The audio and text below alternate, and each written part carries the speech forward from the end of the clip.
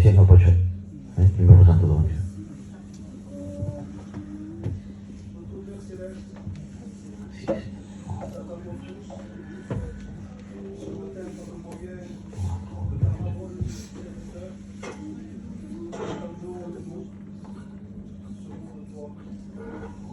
Seigneur, nous te demandons maintenant de le bénir.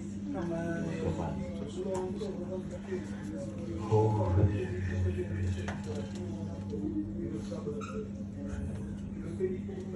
Amen. Oui, Père, nous voulons. Amen. Gloire au Seigneur. Que Dieu soit béni. Nous sentons la présence de Dieu. Amen. Je fais une lecture avec vous. Se trouve dans 1 Samuel, chapitre 17, verset 17. Il dit comme cela. Ésaïe dit à son fils, David, prends pour tes fraises cet épha de rôti et ces 10 pains, et cours au camp vers tes fraises. Porte aussi ces 10 fromages au chef de milliers, et tu verras si tes fraises se portent bien, et tu m'en donneras des nouvelles sûres. Ils sont avec Saül et tous les hommes d'Israël dans la vallée, faisant la guerre aux Philistins. Gloire au Seigneur. Que Dieu soit béni. On voit que Ésaïe dit à son fils David, le plus jeune, prends ses pains et ses fromages, prends ses affaires, il va au camp vers tes frères. Il précise bien, ils sont en train de faire la guerre aux Philistins. Alors David prend les pains et les fromages, ses affaires là, son père lui a donné, et il part vers ses frères. Mais la Bible dit, quand David va arriver où il y a ses frères, il ne voit pas ses frères en train de combattre. Il ne voit pas ses frères en train de faire la guerre. Mais David voit autre chose que ça. Il voit ses frères en train de reculer devant l'armée des Philistins. Et David est touché dans son cœur. David est touché dans son cœur parce que lui, il pensait autre chose. Lui, il pensait d'arriver là-bas et de voir ses frères en train de combattre, en train de faire la guerre aux Philistins. Parce que sûrement que lui a vu ses frères s'entraîner, a vu ses frères en train de manier l'épée. Et ses frères, sûrement qui disaient, quand moi je vais arriver là-bas, moi je vais faire comme ci, moi je vais faire comme ça, moi je vais tuer le Philistin de cette manière. Et lui, il avait une hâte, c'était de voir ses frères combattre, parce que c'était le plus jeune. Mais quand il arrive là-bas, il voit autre chose. Il voit ses frères et l'armée d'Israël en train de reculer. Il est touché dans son cœur. Et je vous le dis en vérité, je vous le dis de tout mon cœur. Dieu mettait ce message dans mon cœur ce matin. Et Dieu me disait que bien souvent, lui, il est touché dans son cœur. Que bien souvent, Dieu, il est attristé. On attriste le Saint-Esprit, on attriste Dieu. Parce que dans un culte, dans une réunion, nous avons une manière de faire. On est là, on dit Seigneur, merci pour ta parole. Seigneur, je mets ta parole en pratique. Seigneur, je veux aimer. Seigneur, je veux pardonner. Et quand nous sommes à l'extérieur, c'est notre manière de faire. Et Dieu est touché dans son cœur. Nous attristons le Saint-Esprit, on attriste Dieu. Et David était touché dans son cœur. Il était touché dans son cœur de voir ses frères qui reculaient devant l'armée des Philistins. Et il va dire cela. Il va dire, vous êtes le peuple de Dieu. En voulant dire, vous n'avez pas le droit de reculer devant l'armée des Philistins. Vous n'avez pas le droit de reculer, parce que vous êtes le peuple de Dieu. Il disait en même temps, Vous êtes le peuple que Dieu a ouvert la mer devant vous. Vous avez le Dieu d'Israël. Vous avez le Tout-Puissant avec vous. Vous n'avez pas le droit de reculer. Et je vous le dis en vérité, on n'a pas le droit de reculer parce que nous avons le Dieu avec nous. Jésus est avec nous. On n'a pas le droit de reculer devant le péché. On n'a pas le droit de reculer devant le monde, ni devant les convoitises. On n'a pas le droit parce que celui qui est avec nous est plus fort que celui qui est dehors. Nous avons la victoire en Jésus-Christ. Dieu nous a donné la capacité et le pouvoir de marcher sur les scorpions et les serpents. Nous avons la victoire en Christ. L'Église de Dieu doit gagner des âmes. L'Église de Dieu doit gagner du terrain. Doit gagner le terrain du diable. Mais ce n'est pas les ténèbres. Ce n'est pas le monde, ce n'est pas le péché qui doit gagner du terrain contre l'Église. Mais c'est l'Église qui doit faire reculer le péché, doit faire reculer le monde. Parce que nous avons Jésus avec nous. Parce que nous avons la victoire en Christ. Dieu a fait de nous des gens victorieux. Si le diable connaît quelque chose de nous, vous savez qu'est-ce que c'est? C'est notre pointure du pied. Parce qu'on marche tous les jours, on ne se rend pas compte. On marche sur les puissances diaboliques. On marche sous les scorpions, on marche sous les serpents. Le diable connaît la pointure de chacun d'entre nous ici de l'église. Il sait combien de choses, parce que tu ne te rends pas compte. Mais Dieu t'a donné ce pouvoir. Dieu t'a donné cette force. Dieu t'a donné cette puissance de marcher contre les ténèbres. L'église de Dieu est là. Et à cause de Jésus, à cause de la croix, on écrase les puissances diaboliques. Parce que Jésus a vaincu pour nous. Et voilà le message que David a porté. Voilà le message que David a porté à ses frères. Il voulait les encourager. Et en même temps, il voulait les reprendre. Mais la Bible dit que ses frères ne vont pas accepter le message. Ils vont dire, David, tu es un orgueilleux. Tu es un orgueilleux, David. Ne voulez pas écouter le message de David. Mais le pain et les fromages, ça ils ont pris. Le pain et les fromages, ça ils ont pris.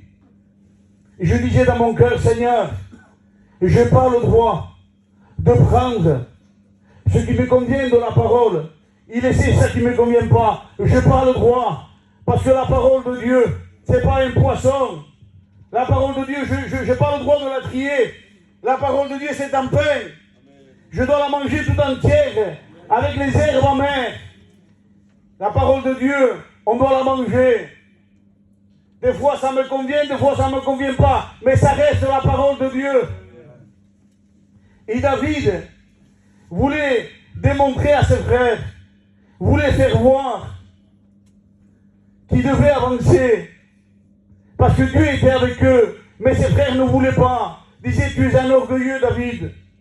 Parce que ses frères ne voulaient pas écouter le conseil de son frère le plus jeune. Du plus petit d'eux, ils ne voulaient pas écouter ce conseil-là. Ils ne voulaient pas être encouragés par lui. Mais je vous le dis en vérité, je vous le dis de tout mon cœur, si la parole de Dieu est prêchée, si la vérité de Dieu est prêchée, et la parole de Dieu me reprend, ou la parole de Dieu m'encourage, que ça vienne d'un jeune, d'un ancien, que ça vienne de n'importe qui, si ça vient de Dieu, je l'apprendrai. Si ça vient de Dieu, je l'apprendrai. Parce que ce qui compte, c'est la parole de Dieu. Peu importe de ce qui vient, mais il faut que celui qui apporte la parole de Dieu. C'est ça que nous avons besoin. Nous avons besoin de la parole, pas d'autre chose. Et il y en a qui veulent être repris par le responsable ou par un ancien. Peu importe qui soit, si ça vient de la parole, si c'est Dieu qui te parle, je le prendrai. Prenons ce qui vient de Dieu. Ne cherchons pas un titre, mais prenons ce qui vient de Dieu. Et David est en train de dire cela à ses frères. Mais ses frères ne veulent rien savoir. Ses frères ne veulent rien savoir. Il dit que c'est un orgueilleux. Alors David va faire quelque chose, il va dire, moi j'irai vers ce Philistin, ce Goliath, et je lui couperai la tête. Ça prend tellement d'ampleur ce que David est en train de dire, que l'armée d'Israël vont aller voir le roi Saül. Et ils vont dire, David, ce jeune-là, veut aller se battre avec le Philistin, avec Goliath. C'est tellement puissant ce qu'est en train de dire David, que le roi parle à David. Parce que Goliath, ce Philistin a dit, si quelqu'un de vous se bat avec moi, et si c'est moi qui gagne, vous serez soumis à moi. Mais si quelqu'un de vous me bat, je serai soumis à eux. Vous voyez le dilemme qu'il y a? C'est pour ça que l'armée d'Israël a peur. Quand David dit, je veux me battre avec lui, je vais couper la tête. Ils ont peur. Ils ont peur que David se fasse tuer et que l'armée d'Israël soit sous le joug. Alors ils appellent le roi Saül. Et le roi Saül va dire cela. On va le lire ensemble. Au verset 33. Saül dit à David, tu ne peux pas aller te battre avec ce Philistin, car tu es un enfant. Il est un homme de guerre de sa jeunesse. Saül parle à David, il lui dit, tu ne peux pas te battre avec lui, parce que tu es un enfant. Lui, c'est un homme de guerre. Il va te tuer. C'est impossible que tu te battes avec lui. Le roi est en train de parler de cette manière devant ses soldats. Il ne veut pas le roi. Mais David va expliquer son expérience. David va expliquer ce que lui, il vit chez lui. Je le vois. Au verset 34, David dit à Saül, ton serviteur faisait perdre les brebis de son père. Et quand un lion ou un ours venait enlever une du troupeau, je courais après lui, je le frappais et j'arrachais la brebis de sa gueule. S'il se dressait contre moi, je le saisissais par la gorge, je le frappais et je le tuais. Ainsi que ton serviteur terrassera le lion et l'ours, il sera de même de ce Philistin. Quand Saül entend David parler, quand il entend parler, il change d'avis. Il change d'avis. Regardez ce qu'il va dire Saül au verset 37 à la fin. Et Saül dit à David, va, car l'Éternel est avec toi. Et on pose la question, pourquoi Saül a changé d'avis? Comment ça se fait que ce roi qui vient de parler, un roi ne parle pas pour rien dire, le roi vient de parler devant son armée, et il est en train de dire, tu es un enfant, tu ne peux pas aller. Quand David finit de parler, qui finit de raconter son expérience, Saül a changé complètement. N'a plus la même vision. Il va dire, va, car l'Éternel est avec toi. Qu'est-ce qui s'est passé? Et je disais, Seigneur, pourquoi il a changé d'avis? Pourquoi? Et Dieu a parlé à mon cœur. Vous savez ce que Dieu m'a dit? Dieu m'a dit, David, c'était pas du blabla. David ne parlait pas pour parler. David, il prêchait ce que lui vivait. C'était du vécu. C'était du vrai. C'est pour ça que le cœur de Saül a changé. Parce que les paroles de David étaient accompagnées par le Saint-Esprit. Et chaque parole qui sortait de sa bouche touchait le cœur de Saül. Et ce cœur de roi, ce cœur dur, ce cœur de pierre a été changé. Parce que Dieu était avec lui. Parce qu'il vivait l'évangile. Avant d'aller tuer Goliath, c'était un homme de Dieu chez lui. Et voilà ce que Dieu voudrait. Voilà ce que Dieu voudrait de chacun d'entre nous. Je vous le dis en vérité. Je vous le dis de tout mon cœur. Si on garde la parole de Dieu, moi le premier, si on garde la parole de Dieu et on met la parole de Dieu en pratique, beaucoup de chez nous, beaucoup de notre famille changeraient, se convertiraient à l'évangile. Parce que les gens ne veulent plus entendre, ils veulent aussi voir. Les gens veulent voir des chrétiens. Ça fait 60 ans que l'évangile est prêché. Les gens veulent voir des chrétiens. On dit trop, on est chrétien, on est chrétien, on est chrétien, on est chrétienne. On est pasteur, on est à qui, on est à... Les gens, maintenant ils veulent voir. Ils veulent voir le vrai. Ils veulent voir les gens si tu es chrétien ou tu es pas. Et comment ils veulent le voir? En gardant la parole de Dieu. Les gens veulent voir des chrétiens au marché. Les gens veulent voir des chrétiens en train de conduire. Nous avons besoin de mettre la parole de Dieu en pratique. C'est ça que l'Église a besoin, c'est ça que j'ai besoin. C'est ça. Nous sommes appelés à garder la parole de Dieu. Je ne sais pas, toi, chrétienne, qui tu as ton mari qui n'est pas converti. La Bible dira, si tu ne le gagnes pas en parole, tu le gagneras en conduite. Bah, en conduisant comment? On se conduit comment? D'après la parole de Dieu. Ma soeur, si tu te conduis d'après la parole de Dieu, la Bible dit que tu gagneras ton mari. En regardant ta manière de faire, ton mari se convertira parce qu'il verra une chrétienne. Tes enfants se convertiront parce qu'ils verront une chrétienne. Parce qu'ils verront le témoignage.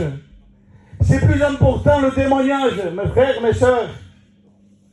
Le témoignage, c'est primordial dans une vie chrétienne. S'il n'y a pas de témoignage, il n'y a rien. Il faut le témoignage. Les gens veulent voir un chrétien, un témoin. Qu'est-ce qu'ils voient tes enfants? Qu'est-ce qu'ils voient ton mari? Ils voient une chrétienne?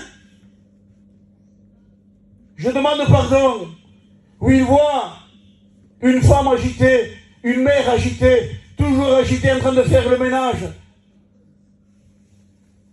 En voulant toujours les choses du monde. Et en vouloir, tu veux que le matériel. C'est ça qu'ils voient tes enfants. Tu es la lumière de ta maison. Tu es la lumière de ta maison.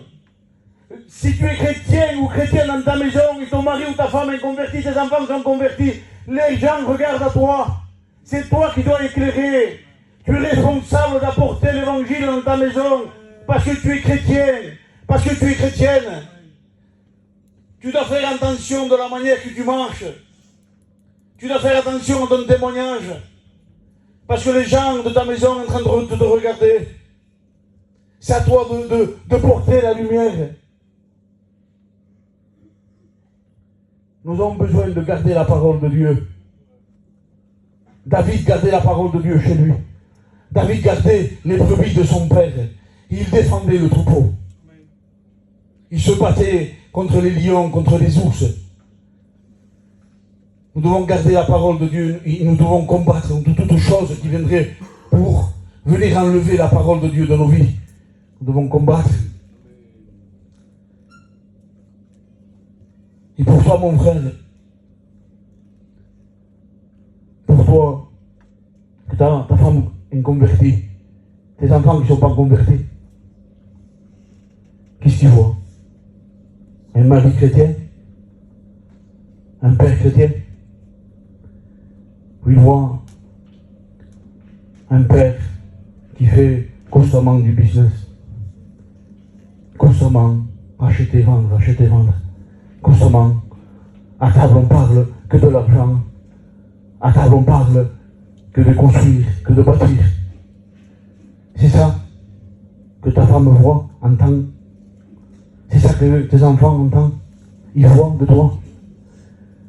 Sinon, ils voient un père qui garde la parole de Dieu, et un mari qui garde la parole de Dieu, qui parle de Dieu à table. Le plus grand héritage que tu peux laisser, c'est Jésus. Il n'y a pas plus grand.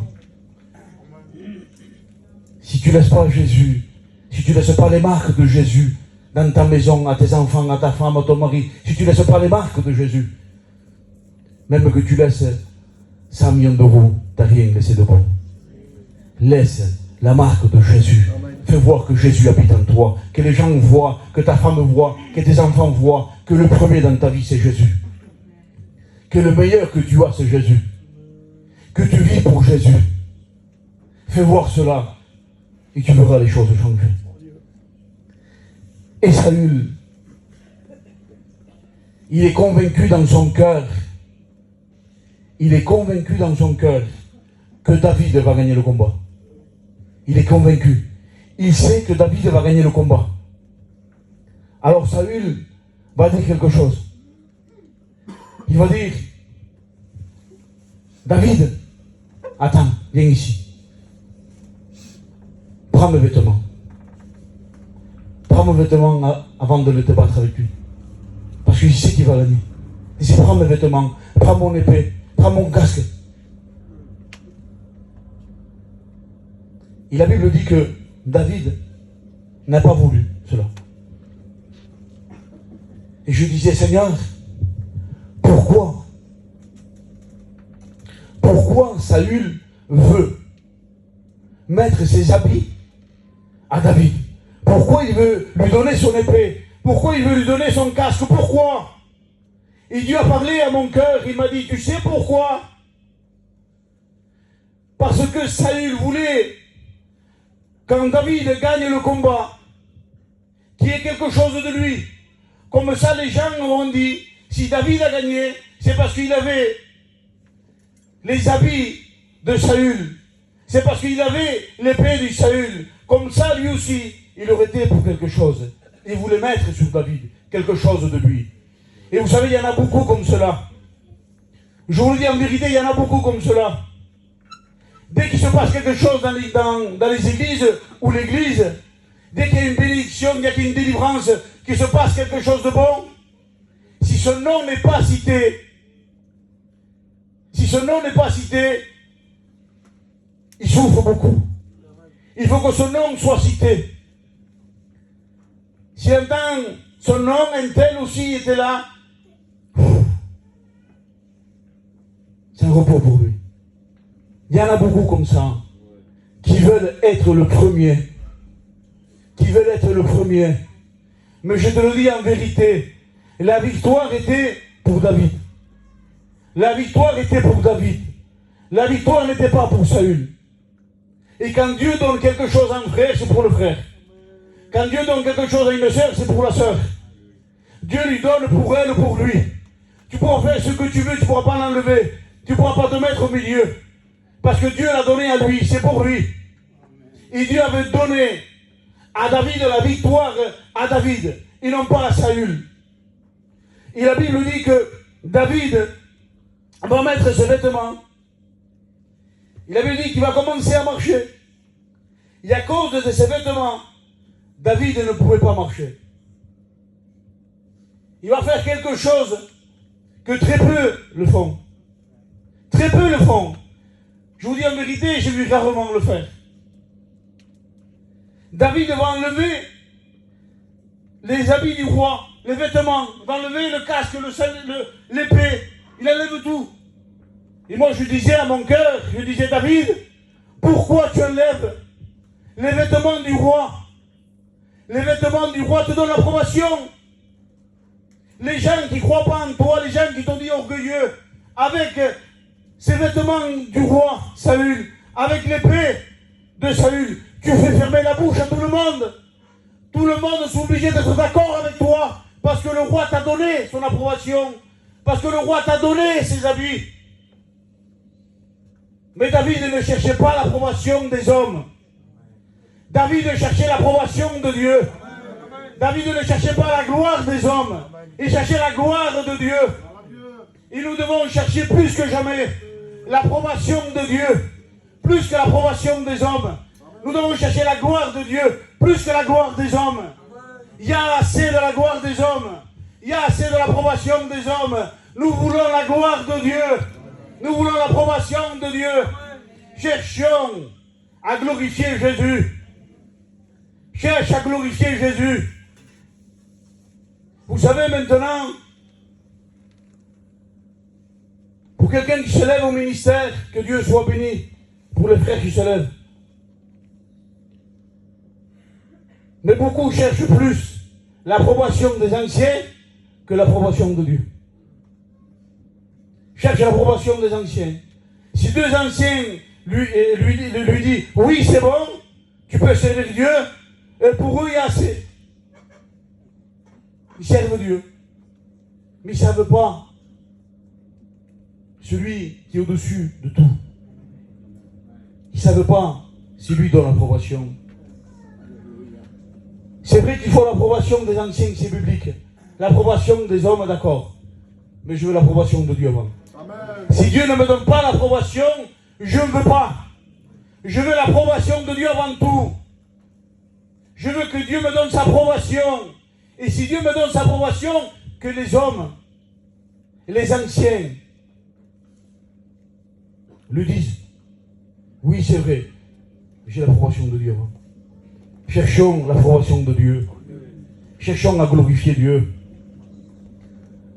Arrêtons de faire pour un tel ou un tel. Non, faisons des choses pour Dieu. Faisons les choses pour Dieu. Donnons gloire à Dieu. Arrêtons de donner gloire aux hommes. Donnons gloire à Dieu. C'est lui qui mérite. C'est lui qui a payé. C'est lui qui nous a aimés le premier. Cherchons la gloire de Dieu. Cherchons l'approbation de Dieu. Et la Bible dit que David ne veut pas de ces habits-là. Il n'en veut pas. Alors, David, il faut une solution pour David. Il ne veut pas l'approbation du roi. Il veut l'approbation de Dieu. Alors la Bible dit que David va aller au torrent. Vous savez, le torrent, c'est une rivière où il y a beaucoup de courant. Il y a beaucoup d'eau qui passe. Il avait dit que David va aller là. Parce que David cherchait des pierres polies. Il voulait 5 pierres polies. Ces pierres polies que David veut, que David cherche, c'est les pierres qui sont dans le torrent. Parce que le torrent, qui nous représente la parole de Dieu, a fasciné, a façonné ces pierres-là. Les pierres étaient dans le torrent. Une pierre est passée, une autre est passée, une autre est passée. Les pierres se sont fractionnées les unes contre les autres. Il a donné à cette pierre une forme spéciale. C'est la forme que David cherche. C'est la pierre polie. Mais c'est le torrent. C'est le torrent qui a donné à cette pierre cette forme-là. Et je vous le dis en vérité, Dieu cherche des hommes et des femmes que la parole de Dieu a façonné leur cœur. Que la parole de Dieu a façonné leur vie. Si la parole de Dieu ne façonne pas ton cœur, si la parole de Dieu ne façonne pas ta vie, tu n'as pas cette forme que Dieu cherche. Dieu cherche un frère, une sœur, que la parole de Dieu a pu travailler. Il n'y a pas plus grand, mon frère, ma sœur. Il n'y a pas plus grand, il n'y a pas plus beau qu'un homme, une femme vit la parole. Et la parole transforme son cœur. La parole de Dieu touche son cœur. Son cœur est transformé, sa vie aussi. Il n'y a pas plus grand, il n'y a pas plus beau. Mais vous savez, on a laissé, pas tous, mais quelques-uns, ils ont délaissé d'aller chercher la solution dans la parole. Ils ne vont plus chercher la solution de la parole. Vous savez pourquoi? Parce que la parole, souvent, ne nous donne pas raison. C'est pour ça qu'on a arrêté. Parce que quand j'ai un problème, moi, je parle avec mon frère. Et mon frère me donne raison. Oui, c'est vrai, tu as raison. C'est pas normal qu'il te fasse cette injustice. C'est vrai, il y a ça, ça, ça. Et là, moi, je suis là, mon cœur gonfle. Je suis content, il m'a donné raison. Mais quand je regarde la parole de Dieu m'enlève toute la raison. La parole de Dieu me dit, humilie-toi. Va te réconcilier avec lui. Ne mets pas ton offrande avant de t'avoir réconcilié avec lui. Et la parole de Dieu me fait voir que je dois aller voir mon frère et parler avec lui. Et s'il faut m'humilier, il faut que je m'humilie. C'est pour ça que les gens, les chrétiennes, certains, ne vont plus chercher la solution dans la parole de Dieu. Parce que la parole de Dieu, souvent, nous fait baisser la tête. La parole de Dieu, souvent, nous fait baisser la tête. Souvent, nous humilie. Souvent, on est obligé de dire, eh bien d'accord, Seigneur. D'accord, je demande pardon. D'accord, Seigneur, je vais aller voir mon frère. Je vais l'inviter à manger. Même s'il m'a fait des torts. Et c'est ça la plus grande joie d'un chrétien, d'une chrétienne. C'est quand nous gardons la parole de Dieu. Quand la parole de Dieu prime dans notre vie. Je disais ça la dernière fois que j'ai prêché ce message. Je disais que un jour, j'ai fait une expérience. Un frère m'avait fait quelque chose, un tort, une injustice. J'étais voir ce frère. Je lui dis ce que je pensais. Mais pas pour construire. C'était pas pour construire. Des fois, on peut parler avec un frère. Tu vois, et on peut dire ce qu'il y a dans notre cœur. Mais c'est pour construire, c'est pour mettre les compteurs à zéro. Mais cette fois, non. C'était pour dire ce qu'il y avait dans mon cœur. Tu m'as fait ça. Et quand je suis parti chez moi, quand je suis rentré chez moi, je me sentais triste. Je me sentais pas bien. Je sentais comme une angoisse dans mon cœur. Parce que c'était pas la volonté de Dieu d'agir comme ça. Il y a un jour, j'ai passé par un autre problème. Avec un autre frère. Aussi qu'il m'a fait des injustices. Et au lieu d'aller parler avec lui et dire ce qu'il y avait dans mon cœur, non pas pour réparer, mais je voulais dire ce qu'il y avait dans mon cœur, pour faire voir que j'avais raison. J'ai rien dit. J'ai resté chez moi. Et j'ai commencé à prier pour lui. J'ai prié pour lui. Je vous dis en vérité, quand je me mettais à part tout seul, et je priais, je sentais l'approbation de Dieu. Je sentais l'onction de Dieu. Je sentais que Dieu était d'accord avec ça. Cherchons la solution dans la parole de Dieu. Faisons ce que Dieu nous dit. Je vous dis en vérité, c'est le meilleur pour nous. Tu vas être dans la joie si tu gardes la parole de Dieu. Si tu fais ce que Dieu te dit. En premier, tu vas sentir comme une révolte. Mais si tu gardes la parole de Dieu, tu dis Seigneur, non, je veux faire ce que toi tu me dis. Je te le dis en vérité. Tu ne vas pas être dessus. Tu vas sentir l'approbation de Dieu. Tu vas sentir la joie du Saint-Esprit. Et tu seras heureux d'avoir fait ce que Dieu te disait. Gardons la parole de Dieu. La parole de Dieu nous amène dans des endroits où nous, on ne veut pas aller. Je me rappelle, je ferme la Bible et on va prier. Je me rappelle que un jour, je regardais une émission de serpents et je voyais que, vous savez, les serpents changent de peau. Je ne sais pas tous les combien, mais ils changent de peau. Et je voyais que ce serpent-là changeait de peau. Sa vieille peau était encore sur lui. Je voyais que le serpent rentrait dans les buissons où il y avait des épines. Il rentrait dedans, il sortait, il rentrait, il sortait. Et à un certain moment, j'ai vu que le serpent, quand il est sorti, sa vieille peau n'était plus sur lui. N'était plus sur lui. Sa vieille peau avait resté accrochée sur les épines. Et Dieu parlait à mon cœur. Et Dieu me disait, voilà qu'est-ce que c'est. Un homme qui garde ma parole. La parole de Dieu le fera rentrer dans des endroits, le fera aller dans des endroits où la chair ne passe pas. Et à force de persévérance, la chair ne passera pas, mais l'esprit passera, et la chair restera. Nous devons garder la parole de Dieu. La parole de Dieu façonne nos cœurs. La parole de Dieu nous débarrasse de notre chair. La parole de Dieu nous rend spirituels, mes frères. Ne dis pas que tu es spirituel si tu ne gardes pas la parole de Dieu. Ne le dis pas ça. Si nous sommes spirituels, c'est parce qu'on garde la parole de Dieu. Un homme, une femme spirituelle garde la parole de Dieu. Gloire au Seigneur. On prie le Seigneur.